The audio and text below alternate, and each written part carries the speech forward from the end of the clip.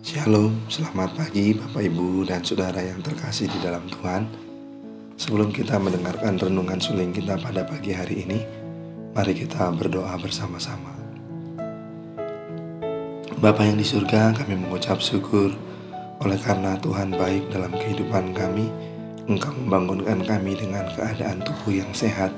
Kami boleh menikmati hari yang baru, menikmati sukacita, menikmati kebaikan dan kemurahan Tuhan. Kami menyerahkan waktu kami pada pagi hari ini untuk kami belajar firman-Mu. Kiranya Tuhan yang memberkati kami, sehingga firman Tuhan boleh menjadi rema di dalam kehidupan kami.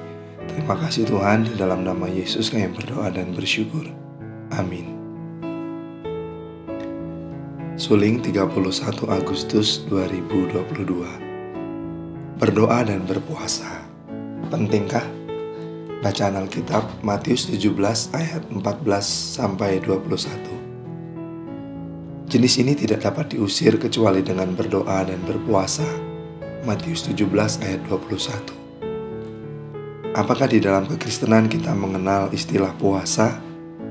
Tentu, Alkitab mencatat ada beberapa jenis puasa. Seperti puasa normal, dilakukan tanpa makan selama masa tertentu dan hanya memasukkan cairan. Hakim-Hakim 20 ayat 26. Puasa mutlak dilakukan tanpa makan atau minum. Ester 4 ayat 16 atau Yunus 3 ayat 5-7. Puasa parsial mengurangi waktu makan dalam sehari atau pantang terhadap makanan tertentu untuk suatu masa tertentu. Daniel 1 ayat 12-13. Memang puasa tidak diwajibkan dan tidak ada aturan bakunya dalam kehidupan orang percaya. Tetapi sesungguhnya puasa itu baik untuk dilakukan dengan tujuan melatih penguasaan diri, membuat kita lebih fokus dalam berdoa, dan juga melatih kepekaan rohani kita. Hal ini juga ditekankan oleh Yesus kepada murid-muridnya. Suatu kali ketika Yesus turun dari gunung bersama murid-muridnya dan kembali kepada orang banyak, datanglah seorang yang memohon pada Yesus untuk menyembuhkan anaknya yang sakit ayan. Orang ini berkata bahwa ia telah meminta murid-murid Tuhan Yesus untuk mendoakan, tetapi anaknya belum sembuh juga. Setelah anak itu dibawa kepada Tuhan Yesus, dia menegur dengan keras dan keluarlah setan dari diri anak tersebut. Melihat anak itu seketika sembuh, para murid pun bertanya kepada Tuhan Yesus, mengapa mereka tidak dapat mengusir setan seperti yang Yesus lakukan? Tuhan Yesus pun menjawab bahwa yang mereka perlu lakukan adalah iman. Namun dia juga mengingatkan bahwa untuk mengusir setan jenis tertentu hanya bisa dilakukan dengan doa dan puasa. Pesan Yesus ini sangat tegas dan jelas bahwa jika kita sangat memerlukan terobosan dalam hidup, maka inilah saat yang tepat untuk berdoa dan berpuasa.